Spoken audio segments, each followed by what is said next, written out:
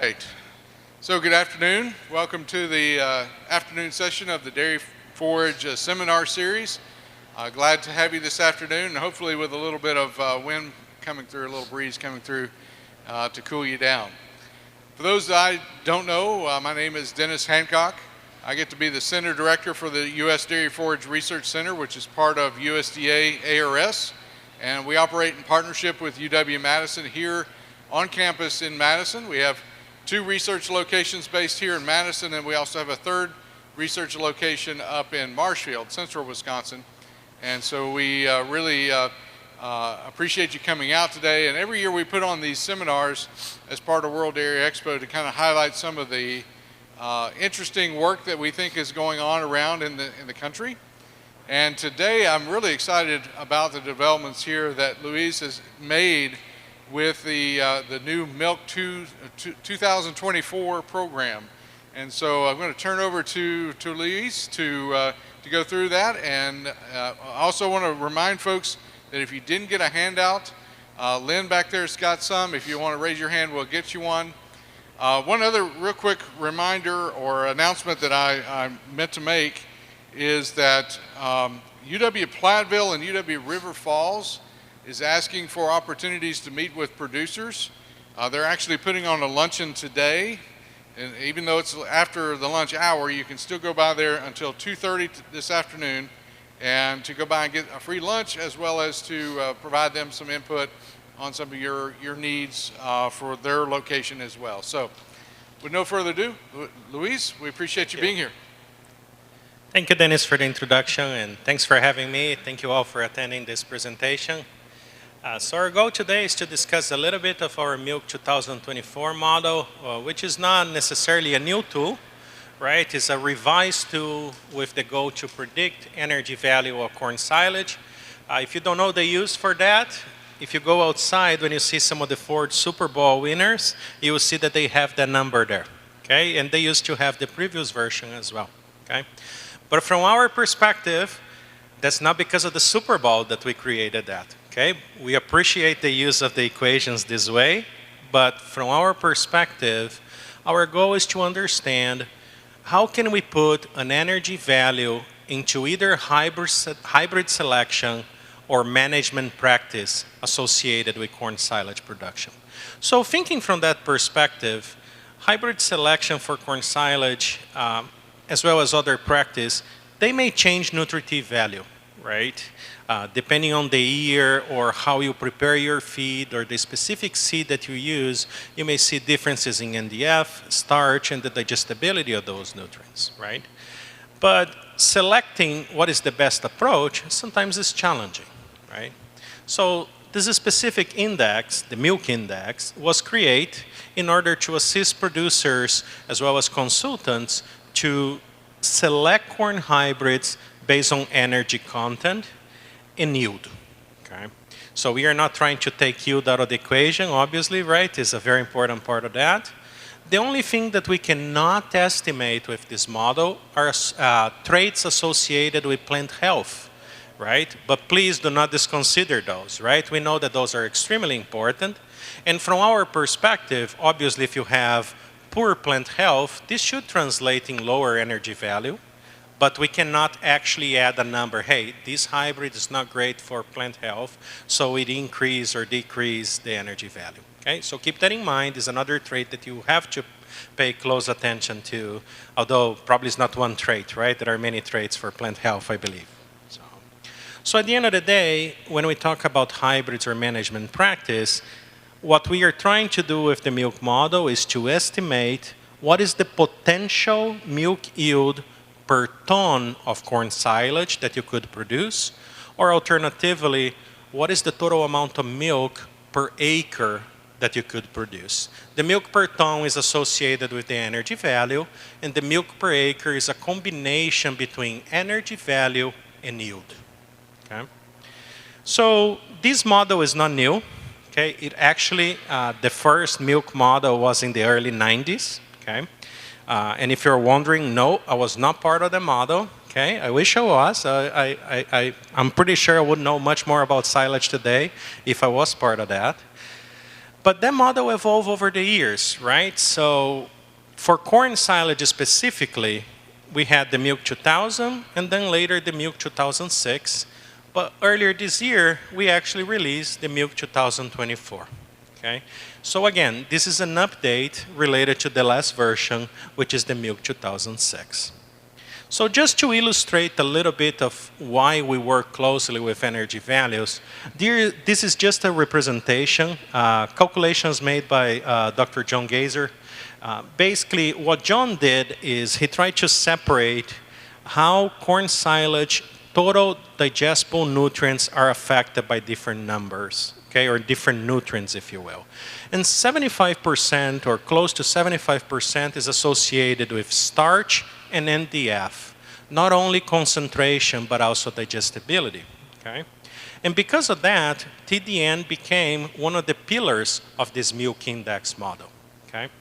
And I'm saying that because in a couple of slides, I'll tell you that I do not include TDN in the new model, okay? But I will explain to you why, okay? Luiz did not wake up one day and decided, today we don't have TDN anymore, okay? I wish I had the power to make those decisions, okay? But that's not why, and I'm gonna show you why, okay? So if you allow me to go back a little bit, let's go back to the Milk 2006. And this is one of the models that was more specific for corn silage. The early 90s models, they were not only for corn silage, but also other crops, including alfalfa. Nowadays, the alfalfa has its own specific model, okay? And it predicts milk production exactly the same way. Milk per ton, milk per acre. And the last version was in 2006. If you ever work with this version, that's just a representation of that. Super simple, you just input the nutrient values from your corn silage, you input your yield, and you're gonna get the milk per ton and the milk per acre, as well as a NEL value, or net energy for lactation value, if that's what you're looking for, okay? But let's dig into this model a little further. So for the Milk 2006, this is the list of inputs that we had, starting with dry matter, okay? So the Milk 2006 actually gives you some options, and you can see that you have starch D, or starch digestibility, if you will, with an asterisk. The reason for that is the Milk 2006 allow you to choose one of 3 or 4 different things, okay? Assays associated with digestibility, in vitro or in situ starch, for example, kernel processing score, or this DSA, which was degree of starch access, which is not a common assay, but it's an interesting assay to use. Or alternatively, you could predict starch digestibility based on a dry matter regression, okay? So if you submit a sample to a commercial lab, for example, and get the Milk 2006 value, it was based on dry matter, okay? After the model includes or accounts for all these inputs, it would predict TDN, as I mentioned a little while ago, total digestible nutrients. And based on TDN, the model would use equations that were adapted from the 2001 NRC, or the guidelines for nutrients recommendations for dairy cattle, right? And calculated NEL at 3 times the maintenance. Then the model accounts for 2 different things: NDF intake, which is related to NDF digestibility, and NEL in order to predict milk per ton. Something very important about the milk used for the Milk 2006 calculations. That's a milk energy for 3.5% fat. How many herds today produce 3.5% fat? Right? And I'm saying this because when we get to the 2024, I'm showing you new numbers, okay? And that's important because it changes the outcomes, but we're gonna get there, okay? And then after you have your milk per ton calculation based on those equations related to intake and NEL, you can multiply milk per ton by dry matter yield, which you obviously will know and measure, right? And you're gonna have your milk per acre. So basically, the Milk 2006 used TDN-based energy equations, and I think that it was a very successful calculation to predict energy value. However, since the milk 2006, a lot of research happened, and after that, there was the release of new equations and predictions, including a new NRC model, which now is called NASEN. Okay? It's the NASEN 2021. And that's important because our model will be based on that. Okay? So our goal with the milk 2024 model was to update the milk index, incorporating new equations and predictions. However, if you are familiar with the NASEN 2021, you know that the NASEN does not use TDN. So Luis, how are you going to predict TDN if the most important model for dairy cattle does not use TDN? Exactly. So we do not use TDN anymore. Okay? There is another difference related to that. And I think that what the committee did for NASEN was a good idea. Okay? But now, it requires a basal diet. And basically, what we're going to have to do is to predict energy from part of the diet and energy from corn silage. Okay? Said that, for this specific model, we consider a diet containing 30% corn silage and 70% of other ingredients. But Luis, I don't use a diet like that at my dairy. Is it relevant? It could be relevant depending on the hybrid. Okay? However, for pure energy calculations, it does not matter. Okay? And why it does not matter? Because the only thing we are doing with the diet is calculating diet NEL, so later we can calculate corn silage NEL. So we use exactly the same proportion. So it doesn't matter if it's 30, 40, or 50. The way we recalculate or calculate back to corn silage, it always accounts for the proportion. Okay? So the comparison between corn silage is still useful, is still the same, but we want to make you aware that now we use a diet related to that. And no, you don't have to input any diet. And if you have this question in your mind, no, you cannot add your diet to your model. Okay?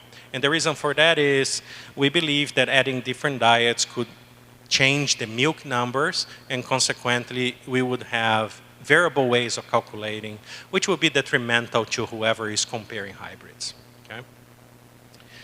So some of the new numbers or inputs that you should expect for the milk 2024 involve a new term that's called residual organic matter.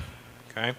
If you go back to the milk 2006 model, they calculated something called non-starch NFC. If you remember NFC from the previous NRC, that's a very similar calculation, okay, with some adaptations. So we now have this number instead of having non-starch NFC.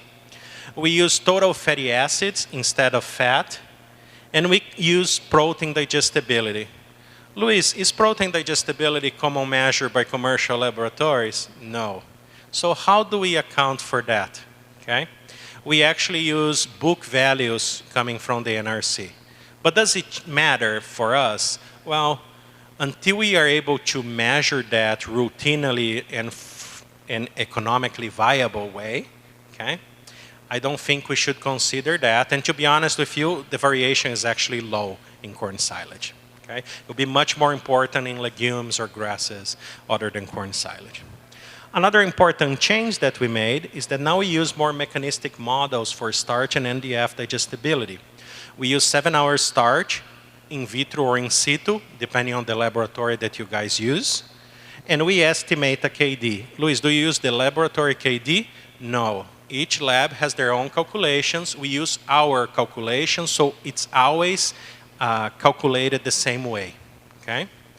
And then we use 30 or 48 hours in vitro NDF digestibility, and we estimate KD. So Luis, does not matter if it's 30 or 48 hours, correct? Correct. We're going to have equations that put that into the same basis with the model. So if you're a nutritionist and prefer the 30 hours, you can use your 30 hours value. If you are a crop consultant, agronomist, and you like your 48 hours, we did not remove your 48 hours. Okay, I'm a nutritionist, so the tendency will be to remove that. Okay, you can still use that. Okay, and you can thank Dr. Lauer for that, because he told me that he wanted that there because the agronomist wanted that there. Okay, and I took his advice. So going towards the Milk 2024, that's the new model for us, and you can see that is similar to the previous model, but there are some differences in inputs. For example, we do not have dry matter anymore. Okay? But Luis, how about the regression for starch digestibility? We decided we didn't want to use that. This was one of the topics that we received more feedback from the industry over the years. They did not like it. Okay? So we decided that we would actually measure starch digestibility. Then we have NDF and in vitro NDF in an OM basis. What does that mean? That's ash-corrected NDF and ash-corrected in vitro or in situ NDF digestibility. But Luis, the laboratory that I work with do not provide this number, and I do not like using the number. I prefer to use the traditional NDF or in vitro NDF. Can I still use the number? Yes. Okay? We have corrections for that as well. So it's just representing that we need either NDF or NDF-OM, in vitro NDF-OM. What's brand new is that now we use UNDF OM, and again, you can use just UNDF or UNDF-OM. UNDF is the undigested fiber after 240 hours in rumen fluid, which basically represents the indigestible portion of fiber. Okay? So that number is there so we can actually estimate the potential digestible value of each corn silage, and from there predict how fast it can be digested. Okay? We still use starch and in vitro starch digestibility or in situ starch digestibility.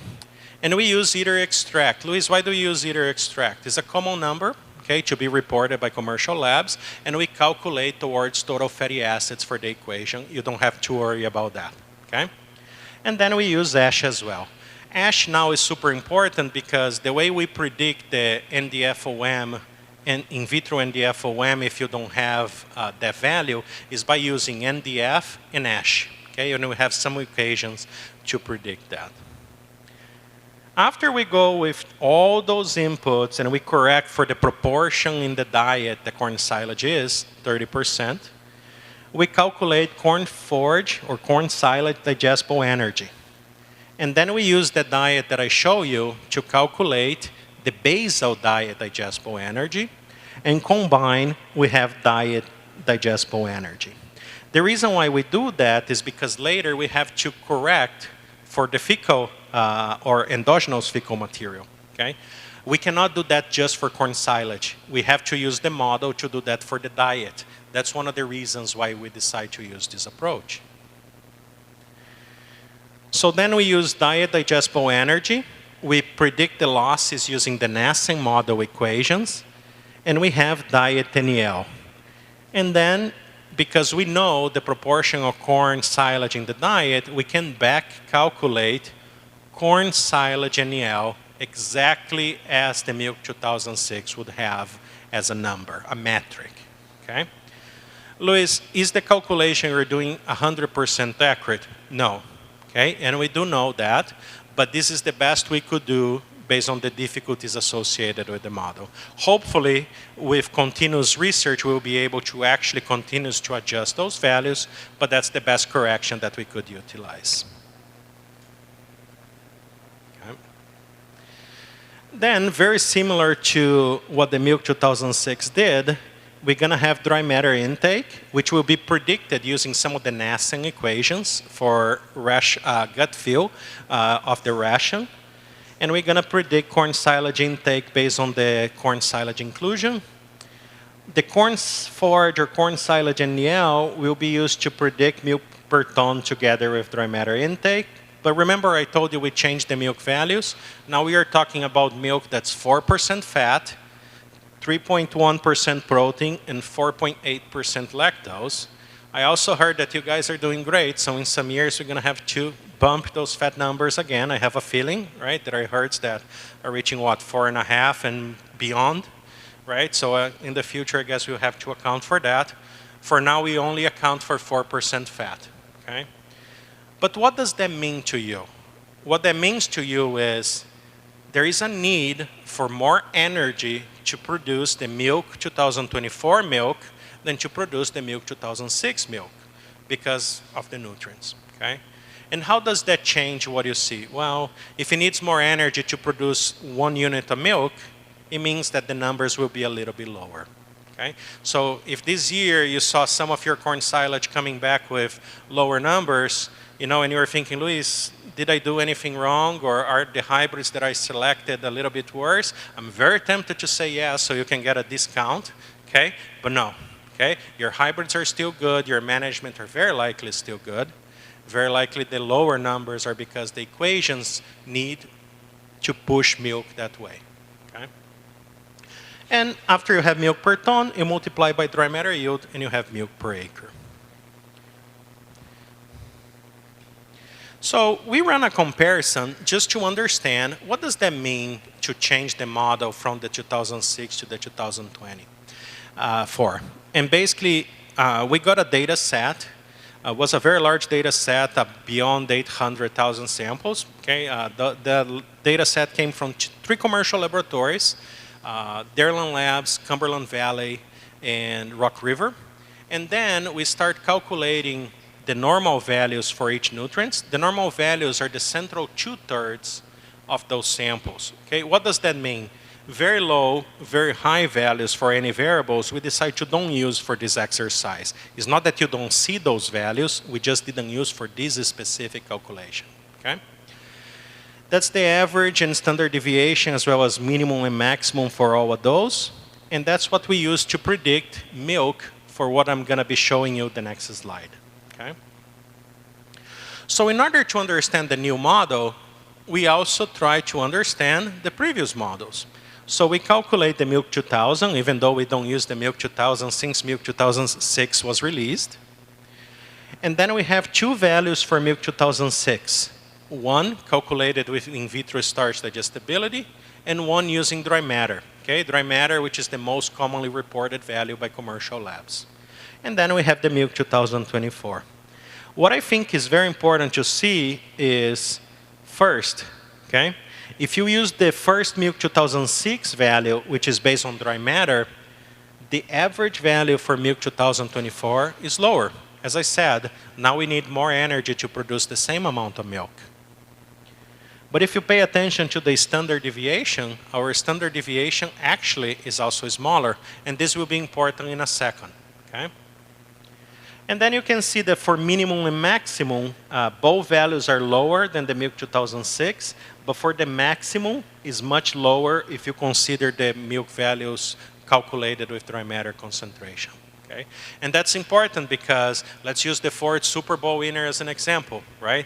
And now I feel bad because I don't remember the values for last year, but I'm pretty sure that last year we had some numbers that were, what, 3,800, maybe 3,900, okay?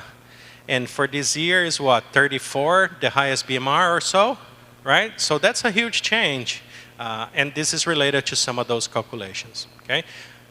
Again, it does not mean that the silage this year is worse than last year. Maybe it is, okay? For other reasons, but not necessarily because of hybrid or something like that, okay? So we use this data set in order to understand, can we separate good and bad samples, okay? And I will define good and bad samples, although it's very arbitrary. So what we did is we separate the silage samples ranked by either NDF digestibility, starch, or starch digestibility. I'm not going to show the starch digestibility today, but I'm going to show some of the other numbers. And then what we did is we rank, based on each of those, the top and bottom 10 and 25% of those samples. And then we try to compare if we can actually separate them. And the way we did that is by seeing the overlap. Okay, so let me show you that in a moment here.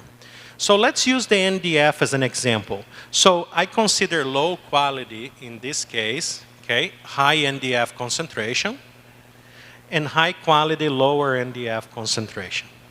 But you can see that all the other nutrients change, right? We didn't hold the nutrients. We are calculating actually with real samples, okay? And then you can see that we predicted Milk 2026 and 2024. And you can see that regardless of which model we are talking about, whenever we increase from low to high quality, milk goes up, right? But the question is, when you get all the samples rank as high and all the samples rank as low, how many of those have milk values that overlap? Okay? And that's an important number because it's not that simple to separate that. So we try to separate that. Okay? So we're going to have milk 2000, milk 2006 dry matter, milk 2006 starch D, and milk 2024. And this is the separation for NDF. Okay? So if you pay attention to the table, you can see that for the 10% top, 10% bottom, we were able to separate with the milk 2006 less than 5%. The overlap is 95%. Okay? With the milk 2024 is about 56. Okay? So we improve a lot, right? Is it great across all the nutrients? Well, not necessarily, right? With NDFD, we also improve. You can see that the milk 2006 had 80 to 90%. With the 2024 was 71. And you can see that even though it's a very high overlap, 85%, we could even separate some samples in the top bottom 25%, which is much more challenging than 10%, right? And then for starch, we actually were able to separate a little bit better as well. Okay? So even though the range in the milk 2024 is not as wide as the milk 2006, especially when calculated with dry matter, we can actually better separate. However, you're going to have to relearn how to rank your samples because the numbers are different, right? So obviously, if you had a 38, 3900, which I'm assuming was the number before, right? And now you have 34, your first reaction is something bad happened. And not necessarily, right? So I think it's important to understand that. If you like using the spreadsheet itself, in addition to receiving the values from commercial labs, we also have some changes done directly to the spreadsheet. You can see that we have a link at the bottom if you have interest downloading that. And now, this spreadsheet have different tabs that have to be utilized. Okay? This is the first tab that we have to pay attention to. And obviously, as you can see, I don't know how to properly print screen because you cannot see the tab names. Okay, so, you know, that's proof that scientists are not that smart, I guess, right?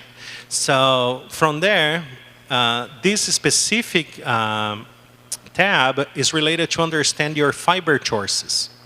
So first, we ask you, for NDFD, did you use 30 or 48? So you have to tell us so the model can correct for that.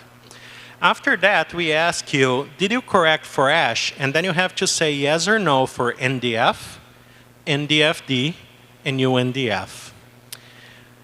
And then you have to fill those values either as ASH corrected or not ASH corrected. And you have to input the ASH values. And then the model is going to calculate NDFOM based on that. Okay? If you have NDFOM, the model is going to show the same number. If you have NDF, it's going to use NDF and ASH to calculate NDFOM. Okay? Those numbers will be transported directly to this spreadsheet, and then the model is going to ask you to add dry matter yield if you want the milk per acre values, starch, 7-hour starch D, either extract and crude protein, and from there it's going to calculate corn silage NEL, milk per ton, and milk per acre exactly as you would do with the milk 2006. So before going to any questions and discussions, I would like to acknowledge the partial support for this project that was provided by the Wisconsin Dairy Innovation Hub. If you have interest learning more about the Dairy Innovation Hub, it's a great initiative going on here in Wisconsin. And through our university website, you can see all the great projects done under collaboration with them. Otherwise, I'll be happy to entertain any questions. And if by any chance you have further questions or don't have the opportunity of asking today, you can see my email here. Feel free to email at any time. I'll always be happy to discuss that with you. Thank you very much. Very good. For the sake of the YouTube, let me give you a microphone.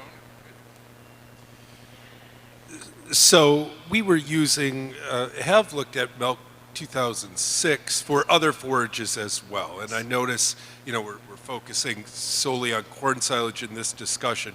Is 2024 going to be able to be used similarly, or are we still going to use 2006 for other forages?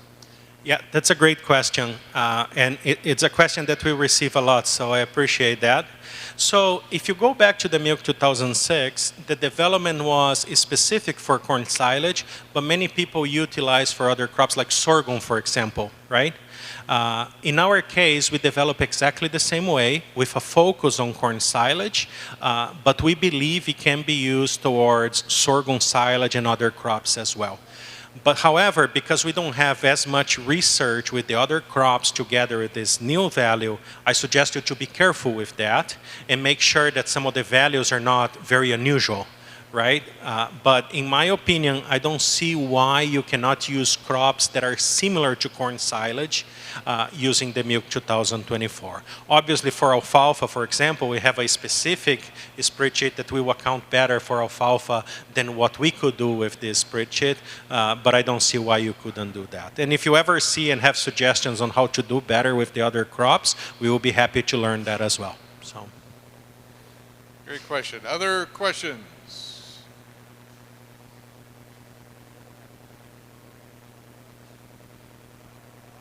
I know because I brought this microphone out, everyone doesn't want to ask a question. Well, Daniel, we'll let you go again.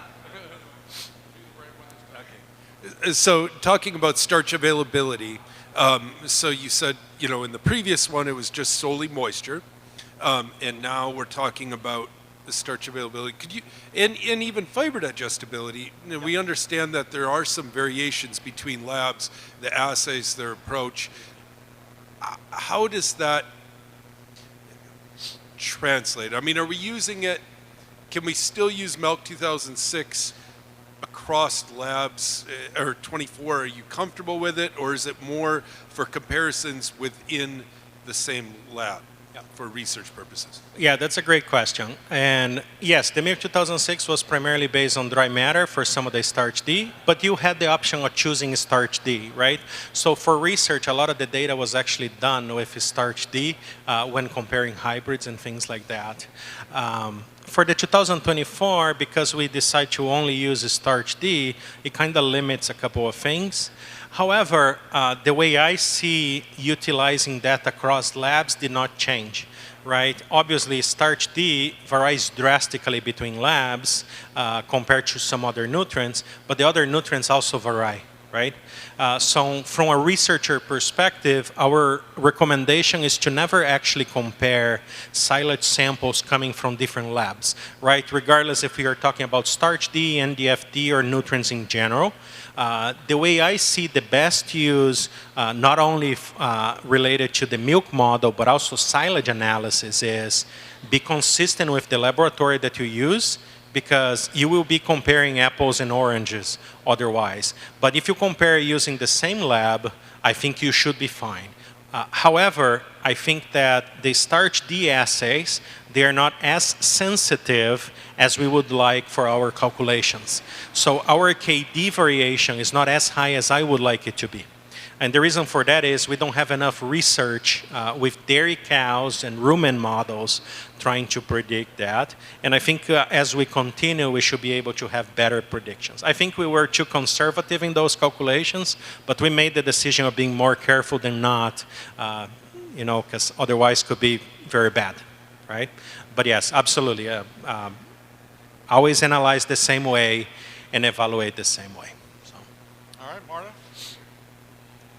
Luiz, I'm curious to know if you have any thoughts on how short corn might behave in terms of silage quality, if the model applies, any thoughts you'd like to share on that? Yep. Absolutely. I don't think we have enough data, or to be honest with you, my best guess is that we have zero data in the data set that we use with short corn, okay? At least I'm unaware of that. And I cannot tell you if I tried or not with short corn, okay? My best guess is that my impression of the short corn is that the nutritive value or nutrient values are within the ranges that we had for this exercise. Okay, again, very limited information out there. So my best guess is that it can predict that as far as you do a good job sampling, analyzing, and obviously getting new data, right? So I don't see why this would be an issue. This is also true for any other types of hybrids. Like I used the BMR example earlier just because it's one that we know. We know that you can use BMR in this data set the same way as far as the nutrient values are correct. And my best guess is that this is true for other type of hybrids that I didn't mention. So. Question back here. Dr. Luiz, my question is regarding the other characteristics of the silage, such as particle size, kernel processing. Does the model account for that? I'm assuming that you probably did the calculations using a standard for those two. How far are we from getting a model that would account for that? Yeah, another great question. No, we don't account for any of that. Particle size, kernel processing, fermentation, and so on. We didn't have enough data to make those adjustments. And because this tool was initially designed to help with more agronomic practice and hybrid selection, in theory, those are not supposed to affect those, right? It comes a little bit before that part, right? However, we do know that all those factors play a role in diet formulation, digestibility, and so on. We are actually working with data to better understand how we can use fermentation, but we don't want to use together with this. We had other things that we are doing in terms of, for example, we have a tool that we are preparing now for help with the decision-making process of shop height. And another tool to understand, should I ensile silage for longer or not because of starch digestibility changes. But we decided that would be too much to put together into one model because we want to be as simple as possible, right? Obviously, you know, and if you go to our nutrition courses, I'll tell you that one number is never enough, and now I'm telling you that we are using one number, right? But we wanted to simplify in order to say, hey, that's a number you can use as a metric, but also pay attention to other things. So it doesn't include those, but you have to pay attention for those. So. Great questions. Other questions? Excellent, excellent. Well, thanks, Luiz. We really appreciate that, and some really great questions as well. Really informative, and look forward to more information coming out about this. And for those of you that, as I was walking around and handing you the mic, I shocked you, I apologize. I don't know why it is, but we have a lot of static electricity in here. But in any event, let's give Luiz a round of applause again for a great presentation. Thank you so much. If there are any folks who are here for and want credits for CCA credits for continuing education units, we have Lynn's holding up the sign-up sheet there for you, and she'll be over by the table. You can sign up there. Join us again tomorrow at 10 o'clock and 1:30 for the remaining of our seminar series, and we look forward to seeing you then. Thanks.